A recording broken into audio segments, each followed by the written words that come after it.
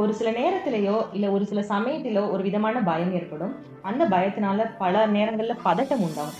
ஆனா, அந்த பதட்டத்த எப்படி கட்டுப்படுத்துறதுன்னு தெரியாம நம்ம நெறைய தடுமாறுவோம். அதனால ஒரு விதமான மூச்சு திணறலோ, இல்ல நம்மளோட ஹார்ட் பீட் அதிகமாகுறதோ ஏற்படும். அந்த சமயத்துல இந்த டெக்னிக் உங்களுக்கு கண்டிப்பா ரிலாக்சேஷன் குடுக்கும். அந்த டெக்னிக் பேரு ஸ்கொயர் பிரீத்திங். அதாவது ஒரு சதுரமான ஏதாவது ஒரு இடத்த பார்த்துக்கோங்க. அது ஜன்னலா இருக்கலாம், ஷெல்ஃபா இருக்கலாம், என்னவா வேணா இருக்கலாம். ஒரு 16 செகண்ட் உங்களோட பிரீத்த ஹோல்ட் பண்றது மூலியமா உங்களுக்கு அந்த பதட்டம் கண்டிப்பா குறையும். அதாவது ஃபர்ஸ்ட் லைன் மேல இருக்க லைன்ல ஒரு 4 செகண்ட் உங்க மூச்ச உள்ள இழுத்துக்கோங்க.